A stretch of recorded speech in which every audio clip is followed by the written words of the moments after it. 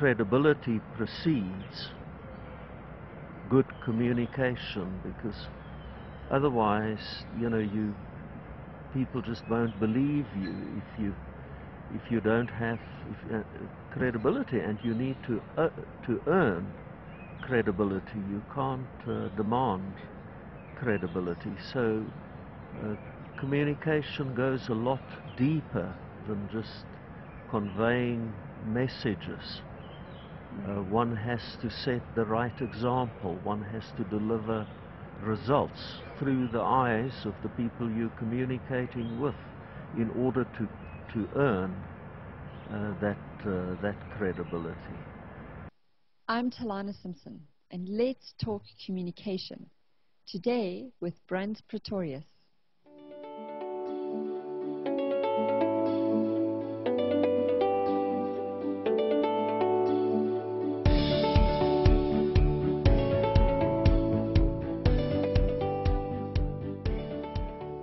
Pretorius had an inspiring career in the motor industry, where he received many marketing, motor industry and leadership awards, including Marketing Person of the Year, Automobile Man of the Year, and Boss of the Year. He holds honorary professorships and an honorary doctorate in marketing, and today serves on many boards. Bruns published his book entitled In the Driving Seat, Lessons in Leadership in 2013, and it was one of the most popular business biographies in South Africa. I spoke with him about his view on communication and the key role it plays in leadership. Well, thank you so much, Brun, for giving of your time to come and share a bit. You're looking over like your history and what you've done, the contribution you've made not only to South Africa, but I know very particularly in the motor industry. You've won a whole lot of awards, and just to highlight some of them that stuck out to me was like Communicator of the Year in 1994. And that was before you were even born. Well, no, not quite. But also, the Presidential Award for Excellence in Business Communication was in 1997. So I wanted to just start off maybe by just asking you, what is communication for you?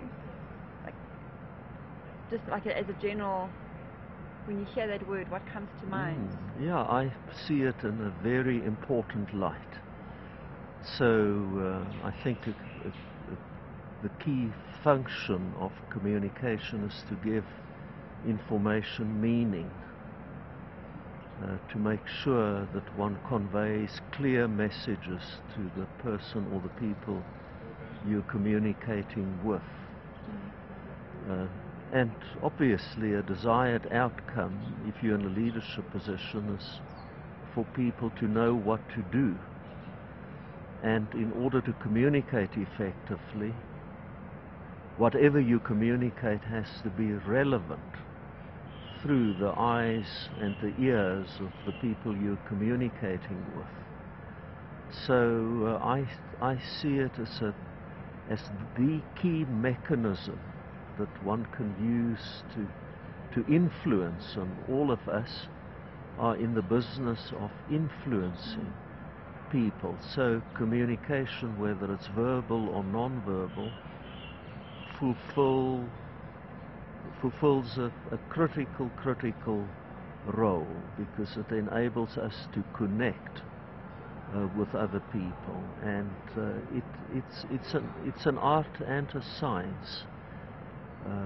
I think one needs definite or specific skills, but one also needs to have a special sensitivity when it comes to one's audience, because sometimes, we are so desperate to communicate what we have on our hearts that one doesn't always consider the needs of the people you're communicating with. So it's been a strength of yours throughout your career.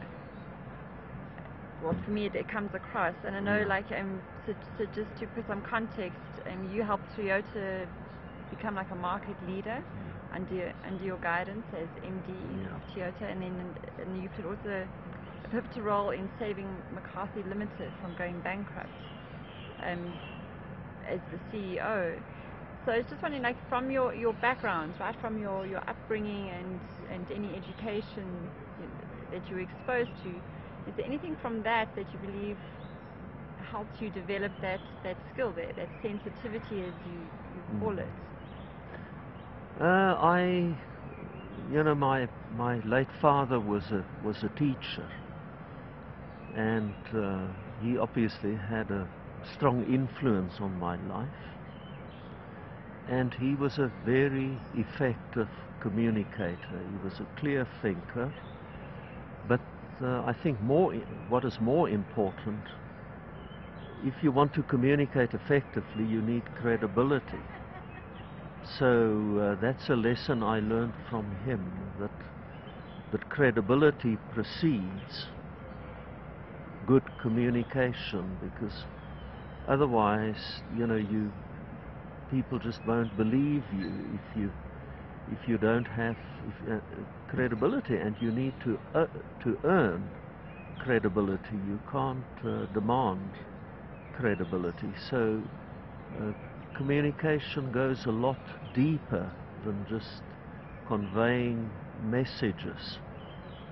One has to set the right example. One has to deliver results through the eyes of the people you're communicating with in order to earn that credibility. So I would say that was a key lesson I learned, from my childhood years, that in order to communicate effectively, one has to earn the credibility first. And there's no shortcut. You have to do the right things in order to get to the point where you have a communication platform. And certainly at Toyota and at McCarthy, the results had to come first. Effective communication is not about charisma. I think it's about character, it's about results, about getting the job done, so that when you communicate, then people pay attention, then they listen. But should you not have a track record, then it's very tough. Then it just remains words. It does. So then, in order though to get the results, I mean, you led, many people. It wasn't just one or two staff members. So what kind of communication then, if you didn't have the credibility yet, you were busy building those results? There must be an element of communication. Yes. Then No, I agree. I agree with you. I always went out of my way to be visible, to be accessible, because the other prerequisite for effective communication, in my opinion, is to have quality personal relationships. And I'm talking in particular, when you're in a leadership position and you want to influence people and get them to volunteer their intelligence and their energy and their commitment. So then you need to be visible, accessible, and work hard on the relationships that you want to cultivate with your people. And then when it comes to the skill of communication, look at situations also through their eyes, and make sure that whatever you communicate is of value to them. I say again, sometimes we get carried away, and we think if we speak nicely, then people will listen, but that's certainly not a guarantee. So part of it might be in trying to break it right down into the skills, the skill of your tone of voice, the pleasantries. But I think what you're saying is also the content of what you say must have value to them. So it's trying to see from their perspective what they need, Yeah, absolutely, and there's no substitute for preparation. There's no substitute for thinking very clearly about the needs of your target audience. There's one. It's not only thinking about their needs, but listening to how they talk, so that you don't use sort of foreign terminology, so that you can. So a key communication skill is listening with empathy, so that one and understanding, so that one can pick up nuances and hot buttons, and then when you communicate, you know, be sensitive to facial expressions. If you see that you're losing attention, you know, change tack and try a different angle. So I've never had any formal training in the area of communication, but I observe my audience very carefully, and if I see that the attention is not there, you know, then I do something about it by changing, you know, by saying something different, introducing an interesting story or whatever. But so I can't amplify the point enough that one has to identify with the audience and make sure that whatever one communicates is relevant and appropriate and interesting, and that you distill the messages you want to leave with your audience properly beforehand, and that you are aware of what the lasting impression is that you want to leave, or the essence of the message you want to convey, so that you don't just, you know, leave a number of unfocused, almost, messages with your audience. Sometimes we sort of overload people with information, but we are not clear as to what we would like them to do. Some years ago I came across an article. It was written many centuries ago by the Roman philosopher Catu, and he spoke about the effectiveness or the lack thereof of the communication of Caesar and Cicero. So he said when Cicero spoke, people marveled because he was such a wonderful orator. But when Caesar spoke, people marched. They knew exactly what to do. And certainly in the tough world of business, whenever I communicated to my colleagues at staff executive briefings or whatever, I thought of that particular example, because a key leadership function is one has to effect movement. One has to induce change. So how to bring that about through effective communication.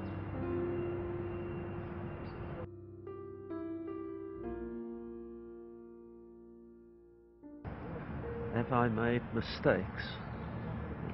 Yeah, have there been any when Yes. when you have communicated and you feel there was a mistake? Because often our mistakes are our greatest learning grounds. Yes. So has there been any story or any example Yes. you can No, share where you learned? I can.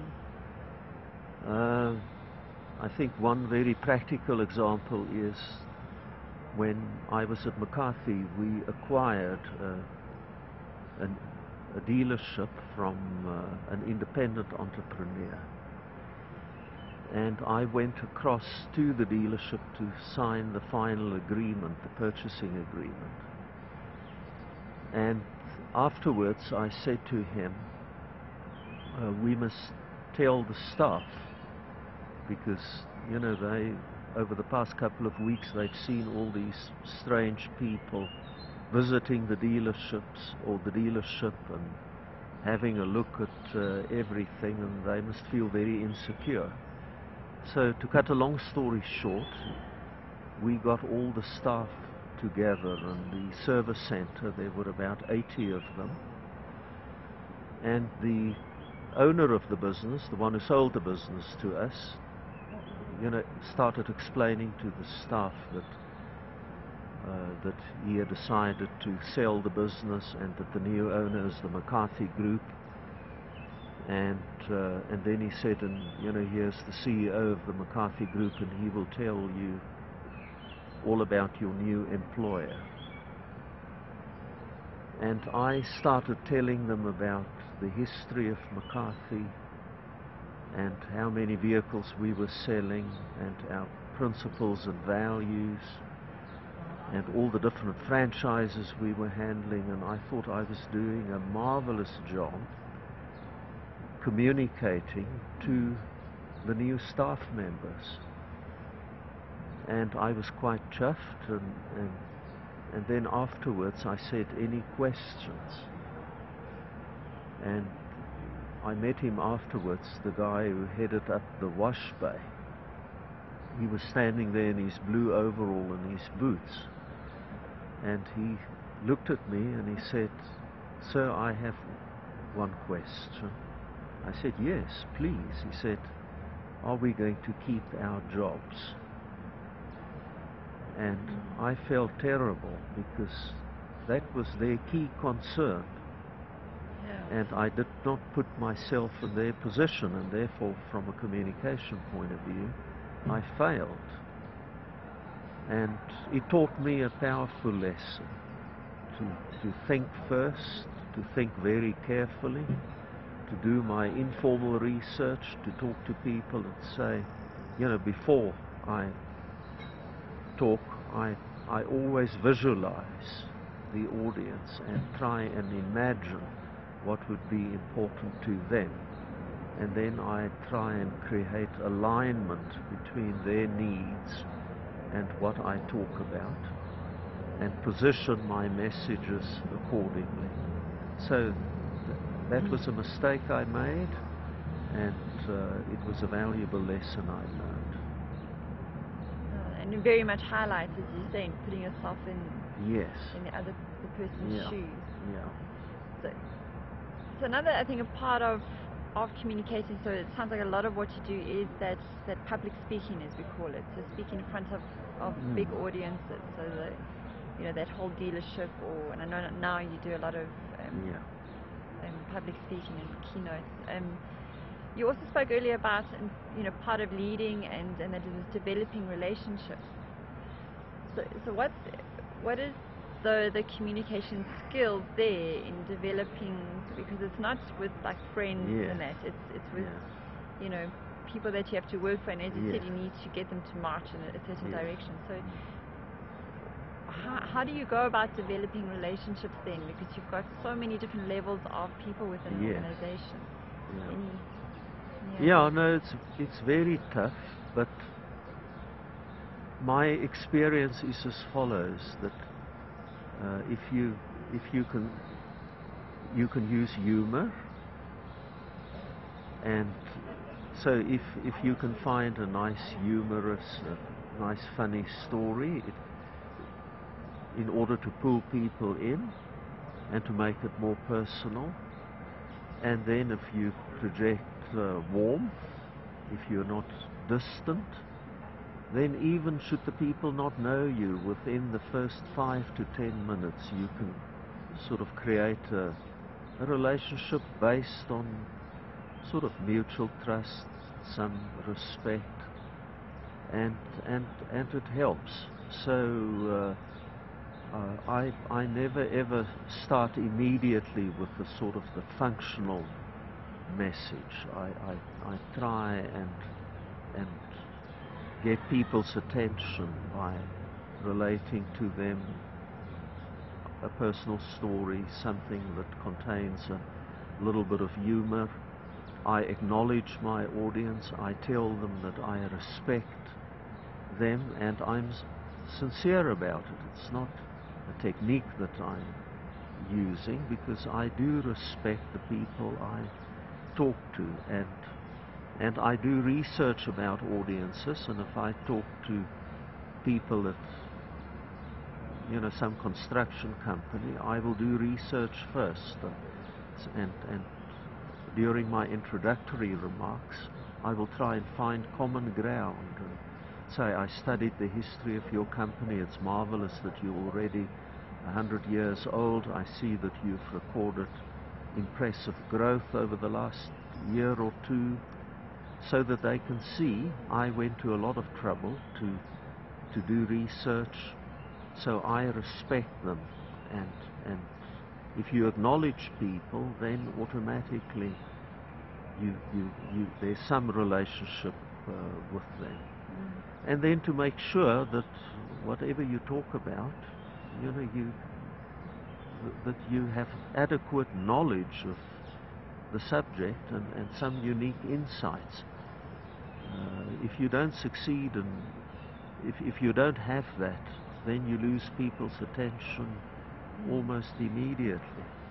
So there's no substitute for proper preparation, and for really going to a lot of trouble to investigate, to make phone calls, to read, to Google, so that people can sense this person is sharing something of value with us, and he has a platform, he has credibility.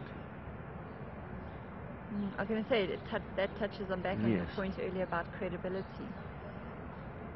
Yeah. No, you can roll your eyes and wave your arms and be very eloquent, but if you have no credibility, then your communication will have zero impact.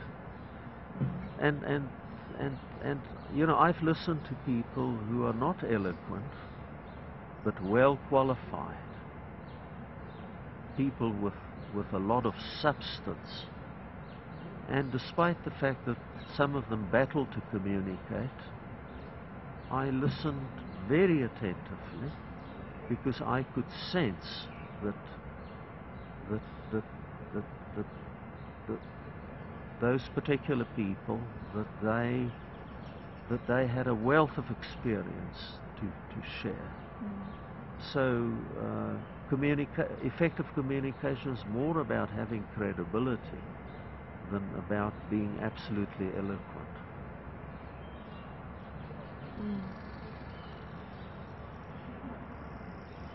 So another aspect then, in terms of being a leader and speaking with staff and management and that, is around feedback.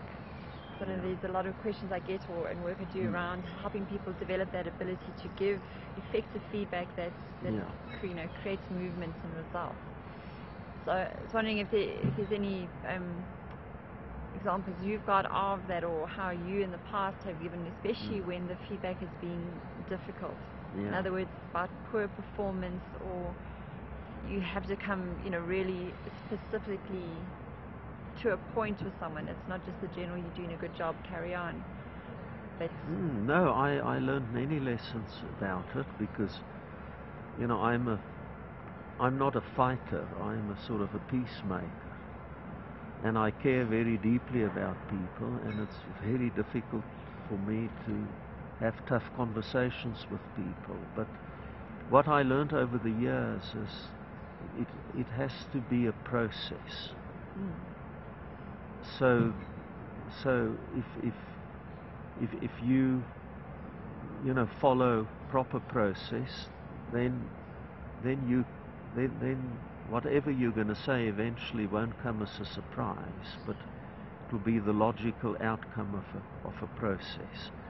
And there's no need, I don't believe there's any need ever to shout or scream or intimidate or belittle.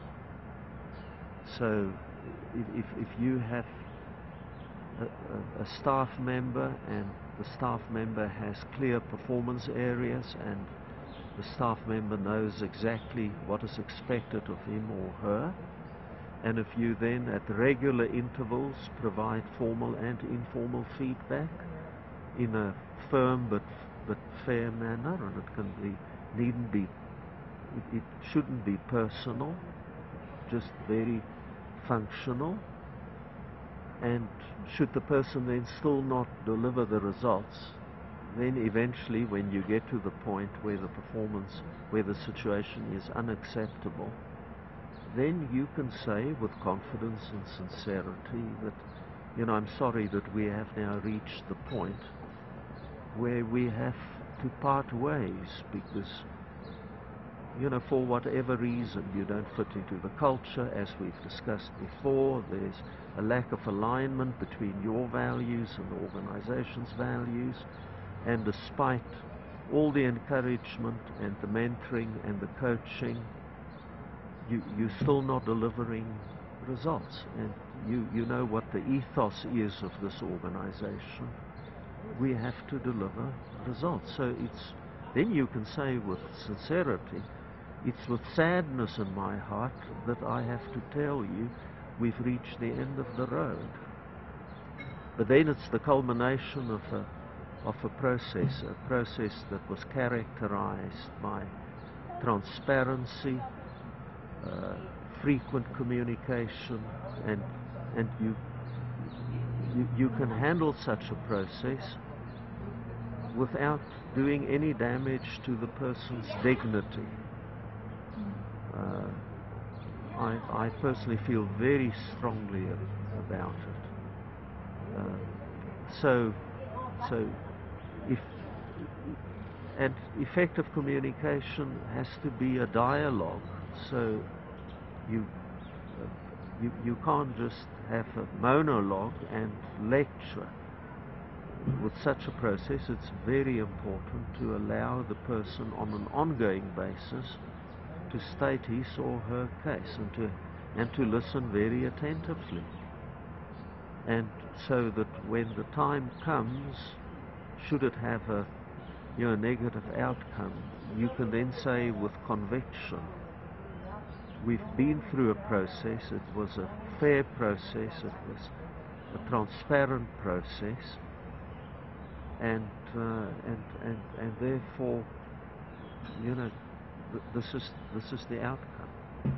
And people there normally, in my experience, they accept it because they had adequate opportunity to respond, defend, explain, whatever the case may be.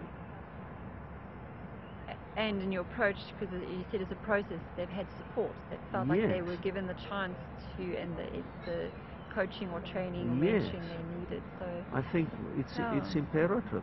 I learned that from the Japanese. If I take the Toyota approach, should the employee fail, the manager accepts full responsibility. Because then the manager also has to acknowledge that he failed in getting the person to deliver the required results. So it's not a one-sided responsibility. And for that reason, I think one has to make absolutely sure that expectations were communicated effectively, that the performance of that the objectives were clear, and that you've done whatever you could in terms of mentoring and coaching and providing advice before you can take the final step with confidence.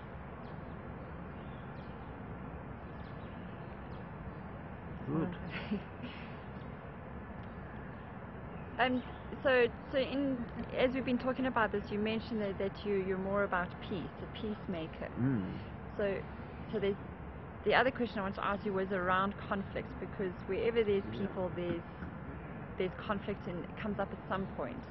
Everyone has their point of view of how they think things should be done. They talk about personality clashes and all of those terms that are thrown around. But for me, I see conflict as a positive thing. You know what I mean? Especially if it's managed in a positive way, Yes. which is part of what you're talking about. That giving feedback and managing that process can turn a situation around, or can help you, move on from it. But so, I wonder if there's anything there about conflict, because that's a bit different to performance feedback. Yeah. I mean, that's where, and I know you sit on a lot of boards at the moment, so often there's a whole lot of executives, and there's some strong opinions from very strong worldviews and backgrounds and experiences about ways forward. So what do you believe about conflict? I don't want to say it's sort of inevitable, but you are right. In particular at senior level, people tend to have strong opinions. Egos come into it. Sometimes there's a high level of sensitivity. So one has to communicate very carefully and with great sensitivity, and try and find common ground, and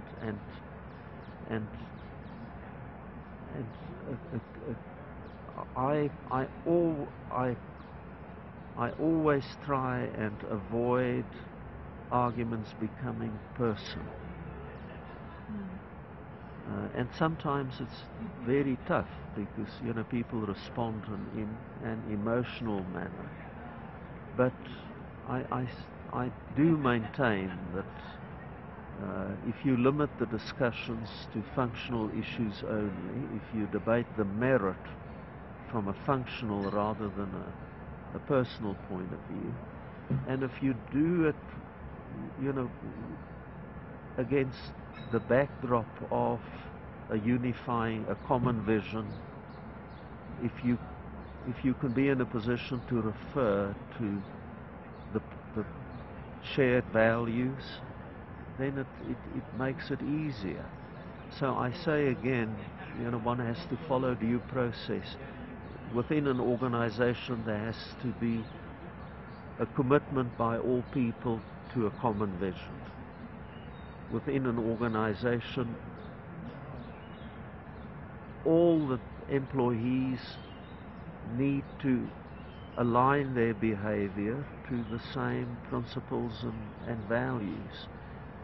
And then should conflict then arise, one can always refer back to those common principles and values, and say, we sort of signed a pact. We agreed to behave in line with the values of mutual trust and respect, openness, honesty, sincerity, acceptance of responsibility. And there is conflict now, because certainly from my perspective, unfortunately, there isn't a willingness to accept responsibility in this particular instance. Let's talk about it.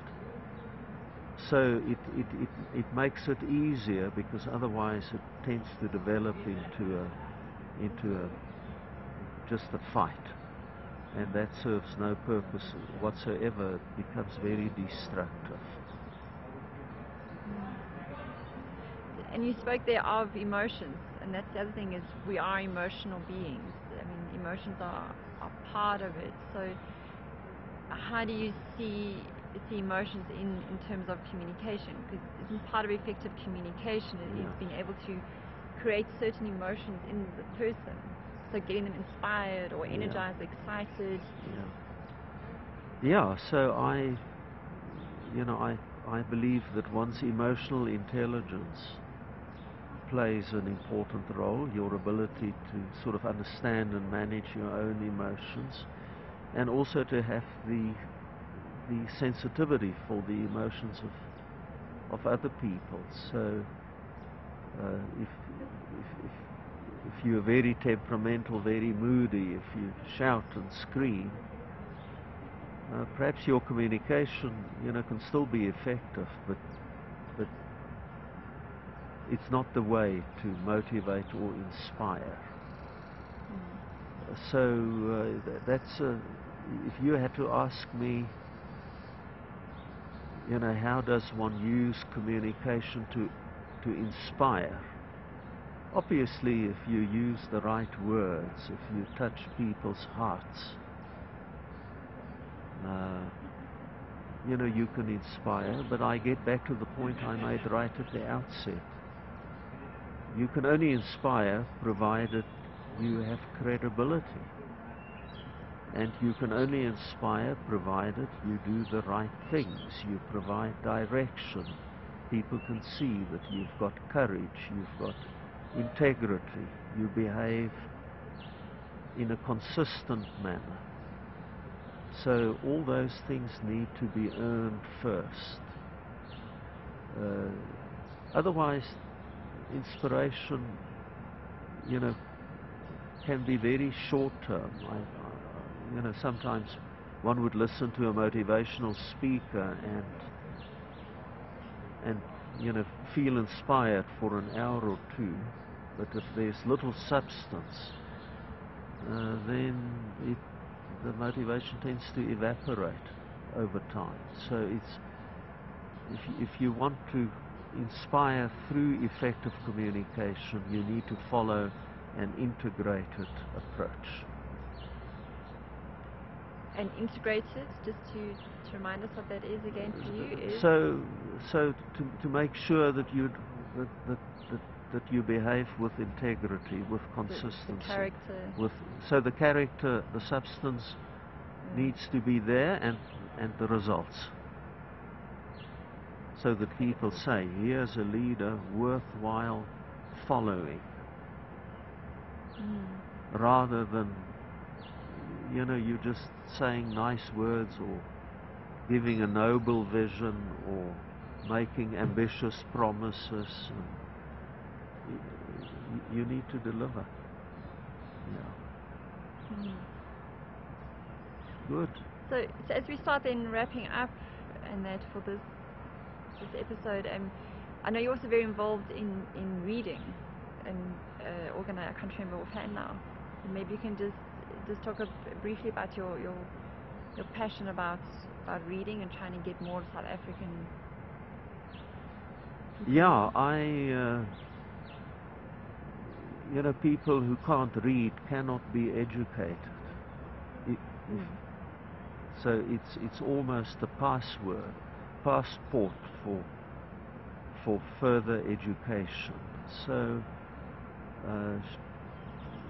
should one look at what is happening in the education system in South Africa, unfortunately, many primary schools in particular produce learners who at the end of their primary school education still cannot read. And in many cases, if they battle to read, then they battle to, it's such a powerful form of communication, then they can't communicate effectively. So I've been involved in a program called Rally to Read. We started that in 1998. And the objectives of Rally to Read are to improve the language, the communication and the literacy skills of learners who attend very remote, very disadvantaged little primary schools. So there are about 2,000 what one can call forgotten schools in South Africa, very poorly resourced, very remote, and their learners have little hope.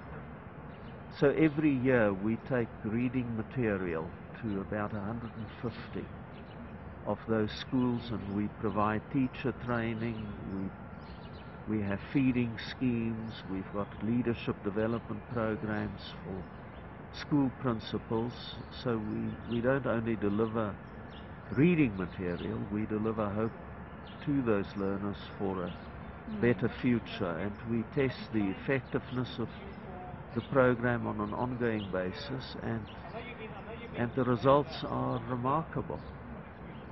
I'll tell you a little story. at the one school in Limpopo province when we got there, and we go for 3 consecutive years to the same school.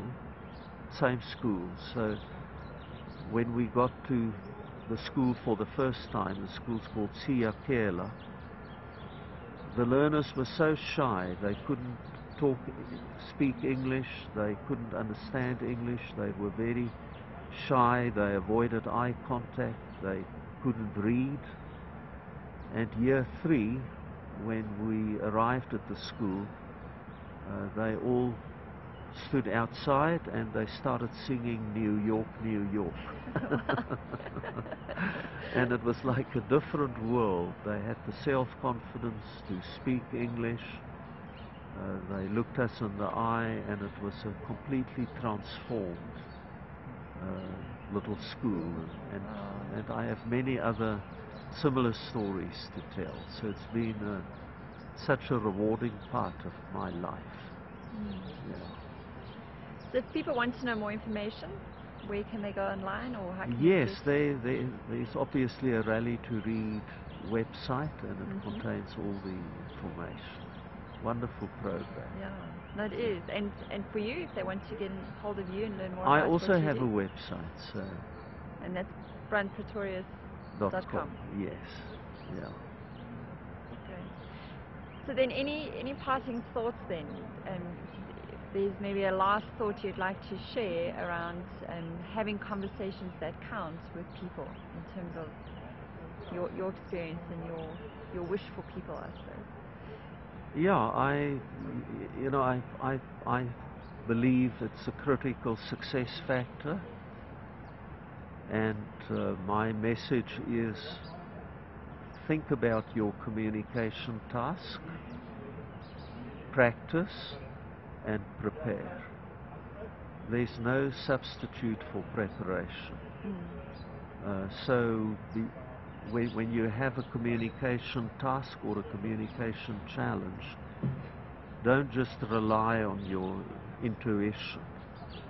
Don't just think I'm going to wing it, but think carefully about your target audience, put yourself in their position, respect them by preparing properly. Thank you so much, sir. Thanks, Telana. Thanks for the opportunity. I'm Telana Simpson, and this has been Let's Talk Communication. For more information about the show and my guest, Pretorius, please go to talkcommunication.innercoaching.co.za. Thanks for listening.